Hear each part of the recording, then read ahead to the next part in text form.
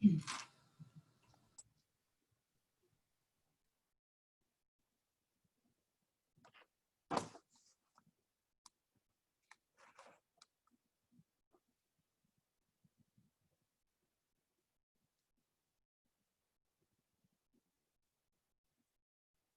right, it's 12:30. We will go ahead and get started. Wanted to thank everybody for joining us today for our resources alumni webinar series with Dr. Leslie Pendleton and Erica Aguiar. This is going to be a topic conversation based on strengths-based leadership. And I know we have a very insightful conversation planned today, so I want to go ahead and get started with that. Just a couple housekeeping reminders. If you are not speaking, please remember to mute yourself. That way all attendees have the best experience possible. And this session is going to be recorded. So if you miss something, or if you have to step out for a few minutes, you will have the opportunity to view the entire webinar series later on when we post it on our website. And I will share that link later on when we are done. So I will turn it over to Dr. Pendleton. Well, hi Gators, good afternoon. Thanks for taking a few moments here on the East Coast. This is part of our lunchtime. We are so thrilled that you're here to join us this afternoon and talk a little bit about strengths-based leadership. I definitely want to acknowledge the challenges in our world right now. So I do hope that this message finds you all healthy, safe, supported, and taking good care. So I'm thrilled to be joined with my colleague, Erica Aguiar, who is here with me this afternoon. We utilize the Strengths Finder assessment linked to the Gallup organization with a lot of our students. Erica, if you want to transition to the next slide.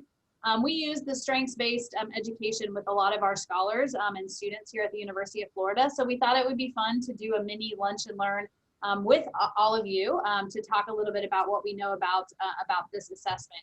We also both work for the Machen Florida Opportunity Scholars Program, which, if you're familiar, is our scholarship and support program for students who are first in their families to go to college, and they're also from lower income families. We support about 1,250 scholars at UF every single year. And so Eric and I really, again, value those of you who are joining us, who are MFOS alumni. I see a few familiar names who've joined us so far, as well as so many of you who are supporters of our program also. We could not run one of the top programs or the top program in the country for first-generation low-income students without the support of so many people. So thank you all so much for, again, your time today and for our opportunity to talk about strengths-based leadership and education. So I'm going to turn the floor over to my colleague, Erica, who's going to talk a little bit more about the Gallup organization and the Strengths Finder instrument. So Erica, take it away.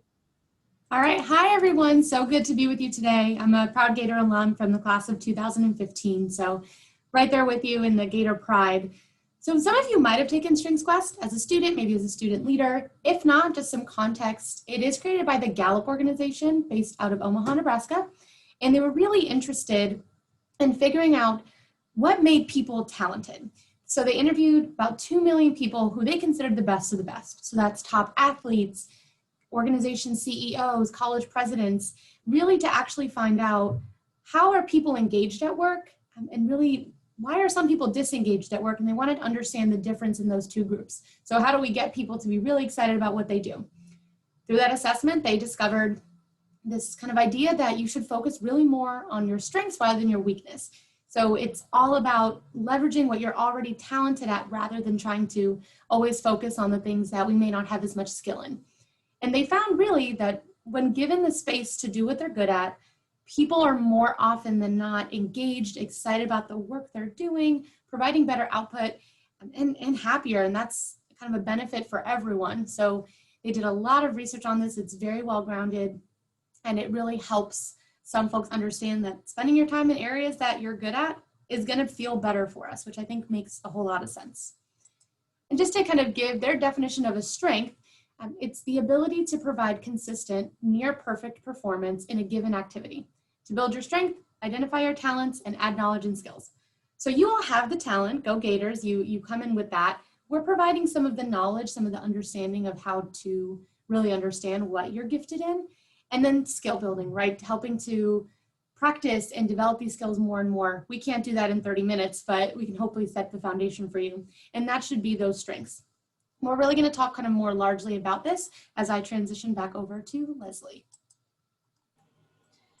So as you can imagine, when we work with our students at UF, and again, many of you may have taken this instrument while you were a student at the University of Florida, or potentially even in your workplace, a lot of companies actually leverage the StrengthsFinder instrument. We recognize that a lot of you also on the call likely have not taken StrengthsQuest or the StrengthsFinder instrument, which is completely fine. A lot of our scholars and our students at UF really uncover what they're really good at in college, right? We think about this concept of being well-rounded, which for my 7-year-old is probably a great concept for exposure for a variety of different, sports or hobbies, right? When we're younger, it's really important to have this wide scope and be really, well-versed in a lot of different things. But as we age and as we kind of come into our own, whether that be in college or after college for others, it's important to hone those skills and strengths and figure out what am I really, really good at and how can I impact the world with those talents and those strengths. It might be important, to understand what those areas of weakness are, right? And the Strengths Organization, as well as of us here in the Division of Student Affairs, believe in understanding where some of those weaknesses might exist in order to, again, uncover those areas of natural talent so that we can really leverage our employees, ideally our alumni in the volunteer roles in the workplace, that they can really leave this lasting impact and this lasting legacy. So we encourage our scholars, and we're encouraging you right now to reflect for a minute on this really hard question, right? It's only 5 words plus a question mark. However, it's really hard to think about how are you nearly perfect? We all have these underlying and embedded talents and skills within us. It's a lot of times easier to figure out what are we weak at, what are we not good, where are my gaps, what do I struggle with. But the strengths-based philosophy encourages us to think about how are we nearly perfect. It's very much a positive psychology approach. And the idea here is that if we can leverage people for their skills and their talents and connect them with roles, whether that be work roles, family roles, volunteer roles, and encourage them to take on these roles that they can use these gifts and these talents, then we're all going to flourish, right? And so how are you nearly perfect is kind of the question I'd like you to chew on kind of individually for just a minute. Thankfully, here in Student Affairs at UF, we have worked, again, also kind of hand in hand with the Gallup organization. We don't work for the Gallup organization. We are UF employees. But one of the instruments that they have also provided and used over the years is this idea of clues to talent, 5 clues to talent. And what Gallup will share and what we, help to endorse is this idea of yearning, rapid learning, flow, glimpses of excellence, and satisfaction. And you can see here that there are some guided questions for reflection as you think about, gosh, what are my natural talents? What does make me nearly perfect? And so these are some of the questions, again, that are guided. So what activities do you seem to pick up quickly? For you, those of you who are still working, some of you I know are newer alums who are early in your careers, while others of you may have, enjoyed a very long, fruitful career and are actually experiencing retirement at this point. And so these activities and these clues to talent, you can think of in a variety of contexts, whether that is your workplace or your family life, or if you're, in a neighborhood association, for instance, or if you participate in the PTA, you can think about, what activities as my role in this family or in this environment, this workplace, what activities do you seem to pick up quickly, and what are you drawn to, and where do you experience those moments of strength or those moments of perfection? And so we're going to give just a couple of examples that we've thought about in our own work life for both Erica and myself as to kind of some of these clues to talent. So yes, you could go take the strengths assessment, the actual inventory, and if you individually want to do that, that's great. But for this particular session, we want you to reflect on these clues to talent clues of talent that you can do with or without having your StrengthsFinder results in front of you. So Erica, why don't you give us maybe 1 or 2 examples of how you see this talent show up in your work? So one of my favorite examples that actually I think plays out really well right now is I'm very skilled in communication. It's actually my #1 strength through StrengthsFinder, but I've also kind of always known that. And for me, it's very comfortable for me to get up in front of a large group, a small group, and share. And that can be share a presentation. I have been told that if I had 5 minutes to prep, I could give a great TED Talk. Maybe one day I'll try that. But for me, it's very natural to not only think about what I want to say, but be able to deliver it comfortably. And for some people, that causes a lot of anxiety. For me, if a presentation changes, right? If I'm not getting from the audience what I'm expecting, or, I need to flip something, or the PowerPoint is wrong, it's very easy for me to flow with that and to change the way that I'm delivering. So I can work with students, I can work with faculty and staff, I can work with supporters of our program pretty naturally. But I've talked to some people and they've said that that is terrifying to them. And so I really found ways to enable myself to do that, even in spaces where it's not necessarily part of my job description, but Leslie, as my supervisor, I think has tapped into that and said, this is something that Erica is talented in. How do we leverage that to help our team prosper and to accomplish some of our goals? So that's been a really cool clue for me to utilize some of my favorite strengths. And Leslie, I know you have a great example too. Sure. So in our role, we facilitate a lot of activities for scholars, for supporters, for campus. And for me, kind of fun fact, in a previous life, I did some day of wedding coordinating. And for me, what I really appreciate and what I feel like I'm really good at is taking a pretty complex event or activity. I look at it as a puzzle. And so if I think about kind of maybe being in a helicopter or, I don't know, a drone or something, if you can do that, and kind of looking down on a specific event, I feel like I'm really skilled at saying, okay, here's where people should check in, here's where they should pick up their name tag, and then they progress over here and pick up their food, and then they're going to sit here. Like, I can kind of like almost intuitively just like see how an event would run, maybe a little more efficiently. That also, I will own it, tends to be, I tend to be a little bit of an internal critic when I go to an event or I go to a movie theater or I go somewhere where I'm like, this is just not organized very clearly. I tend to, again, have skills in reducing inefficiency. And so for me, that's kind of what gives me energy. You can even see, and I catch myself like using my hands when I like get excited to give an example or talk about something. Some of that physical reaction to some of this strengths and some of these clues to talent is actually a really important clue to yourself. So when you get kind of some of the physical reactions to, oh, my heart starts to race and I get really excited. One of the questions down here is, have you ever had a moment where like, what activities give you a kick? Like you finish and you're like, oh, when can I do that again? Those are things to pay attention to, and some of those clues to talent. For some people, that might be, organizing a spreadsheet. I had a student assistant who worked for me, I don't know, several years ago now as a Gator alum. And if he's on the call now, he'll know when it's him. He came to me one day and he said, Leslie, I have really high discipline. Organization of like things really is important to me. Your server where people have saved all these different files over the years is really a mess and like I can't find anything. So can you give me the ability to just reorganize all of the files and put them in more of a clean situation for those in the future to be able to like find the right things? Like for me, it worked in my brain, right?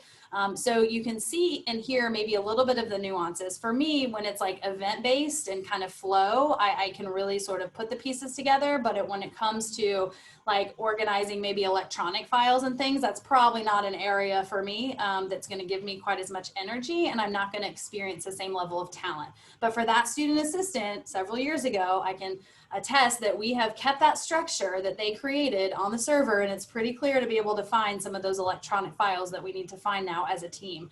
And so for me, could I have spent hours and hours figuring that project out? Probably so. However, for that particular individual, that activity really played to their talent and played to their strength. And they were able to do it much more quickly than I would have. They were more energized by the activity than I can tell you I would have been in particular. So again, figuring out what makes people tick, yourself as well as those that you supervise and manage or work with is really an important skill. So what we want to invite you to do at this point, I think many folks are familiar with Zoom. So there is, I think on most devices on the right-hand side of your screen, there would be a chat feature going, and maybe at the bottom you can see a area where you can click where it says chat. We'd love to hear, or not hear, but see some of your examples. So when you look at this slide with these kind of guiding questions, what activities are you most drawn to? What are some clues to talent? Again, I know you won't be able to write up a full paragraph like we just gave you an example, but what are some activities that you're naturally drawn to, whether that be in work, at home, in your personal life, with your family, that you would articulate as a clue to a talent that you have. So no right or wrong answer, just use the chat and share with us some of these clues to talent. We would love to celebrate them. Coaching, creating art. Yep. So coaching takes, right, a lot of work with other people. Erica, feel free to chime in too. Problem solving for sure. I think in every avenue, right? Every sort of job is so crucial. Investing in financial advice. And I would imagine that the clue to talent is more than just investing in advising. It's more the how. And kind of the building blocks and the pieces of the investing in financial advising for sure. Organizing events. Oh, hi, Kristen. She's an alum that I know. Okay, cool. Something involving high attention to detail, communication, research. Yep, great. Empathy and writing. Good. Yes. And again, I recognize some of the names here too. And I know some of you have taken StrengthsFinder. So this is exciting. Coordinating chaos. Love that. Always good. Some great events and planning skills for sure. Finding great deals. So that's a good one. Definitely. And one thing that I think is interesting as you all share this is many times these are not things specifically written in job descriptions, right? That's something we talk to our current students about is it doesn't always say that exact word that you're looking for, but how do you tap into some of those things that you find such joy in that come naturally to you and connect those to job searches or connect those to internships or student jobs on campus because they're there. We just need to kind of be creative. So it's really interesting to see how you all are talking about some of these different things and in different language than even Leslie and I would use. Mm-hmm. Yeah, and I would say again, if you can, I know some of you have very successfully done this, but we talk to students a lot about if you can connect kind of future career plans and kind of what you're really good at, you, again, likely will have this very fruitful career in a field that really energizes you, that you can really thrive at. But again, we kind of see some students who get a little nervous when we say, we don't really want you to be as well-rounded at this point. We want you to specialize. We want you to figure out what you're really good at. And it's important still to have, you know, I would argue it's still very important to have like interests outside of work. Like everything's not about career and work satisfaction here necessarily, but as far as, you know, like my 7-year-old who has a lot of diverse interests, that's awesome. We all should have a lot of diverse interests, but in terms of thinking about what your career path is and what your role and like legacy career wise really is, if you can link your talents and your skills and your knowledge to areas of strength, which then connect into your career, it's just like the magic happens at that point. So this is really helpful. So I appreciate all of the participation in the chat.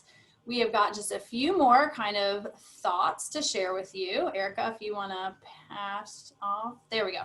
So we started sharing this a little bit as some takeaway pieces that we hope will help you think, kind of continue to ponder on these topics. Is using your talents will really give you energy as well as success. And I kind of think I gave that example when I said it's, you know, when we hear people talk about their areas of talent, and we couldn't necessarily see you all and your energy when you were participating in the chat, but a lot of times when we facilitate these sessions with students, you can just like feel their energy getting so excited talking to you about what their example is. And so that energy is really important and linked to talent and strength as well.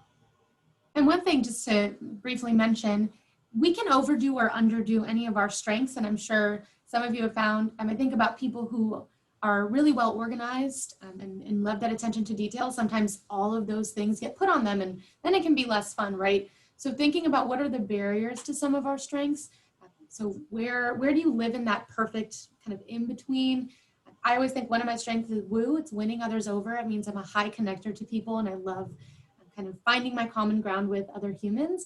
That can sometimes come off like kind of slimy, right? Like I'm very transactional. So that's when I'm underdoing it. So find that space where you really exist really well in your strength. And that's where you're going to find the most success. Yeah, I think same there, Erica. I mean, one of my top 5, one of my talents is responsibility. So follow through, showing up places always on time, if not early, taking on a lot, being kind of looked to as somebody who always follows through. And a lot of times that can get really draining if I'm not conscientious of, you know, the ability to also say no if something doesn't really fit with my talents and my strengths. So a lot of times people who have really high responsibility will experience burnout at some point. So if you overdo or underdo, it can really be a challenge for sure. The third one here that I'll offer is weakness fixing will not produce excellence at the same rate as strengths building. So one of the assumptions here is that excellence is what a lot of people are striving for, right? And so if you think about it on kind of, if you all can see me, weakness fixing is an area of lesser talent that might not be as solid for you. You can definitely put in time and you can improve your weaknesses. This is definitely something to consider. We can all improve on weaknesses. And sometimes if it's a weakness that, again, ties to job performance or ties to something that you have to do, then you have to get the skills and the ability to do it. You can't just say, that doesn't fit with my strengths, so I'm going to pass it off to somebody else and I don't need to worry about submitting reports, or I don't want to work in Excel forever. But if you have to as part of your job, then you got to figure out how to improve that area of weakness, right? But recognizing that it will not produce excellence at the same rate as strengths building. So if you start with an area of weakness and you put in some time and energy and effort and training, you will improve. But if you have an area of strength that, let's say, is already here and you put in the same time and energy to improve it, it's going to, oops, my virtual background, it's going to improve at similar rates potentially, but it's already a talent of yours. So it's going to jump to be a strength much sooner if you invest in improving your strengths versus always focus on those areas of lesser talent or those weaknesses. My favorite example of that, Leslie, is thinking about what hand you write with. And so if you're a right-handed person, you could spend that practice time on your left. And yeah, it would improve, but spending that time on your right is likely going to just achieve a lot more results and makes a lot more sense. And that's something I always tell our students, and they're like, oh, yeah, you're right. That makes a lot of sense. You're right. When they're super famous someday and they have to sign their autograph all the time, right? They're likely not going to be like, oh yeah, I learned how to write with my other hand, so maybe I should do that. They're going to just pick up those natural talents and write with that hand that feels right and produces excellence, that excellent autograph. And that, I think, ties perfectly to our final point of this is these are your strengths. They're not going anywhere. I remember as a kid saying, well, my parents would say I would be a great lawyer. I'm obviously not a lawyer right now, but I would always say, no, I don't like talking to people, but it's stuff that we're just really gifted in. So let's learn to embrace them and develop them. I think I mentioned this earlier. We could do this for hours. We had 30 minutes with you today. So really spend that time developing these, honing them, finding ways to use them to leverage parts of your job that might not bring you as much joy, but are still part of it. And really hone in on them because they will end up bringing a whole lot of satisfaction to your job and to your life generally. And with that, that is our presentation. So we've listed our emails here if you have any follow-up questions. We, again, are part of the Division of Student Affairs, which is just in a unique time right now supporting our students back on campus and those learning virtually. But thank you especially to the Alumni Association. Leslie and I are both UF alums, so it's really a cool space for us to exist in, to speak with you all today and share a little bit about what we care so much about. So I think we're going to turn it over to Heather to kind of wrap us up. Yep. All right, Heather. So thank you everybody for joining us today. As I mentioned, it is a session that we record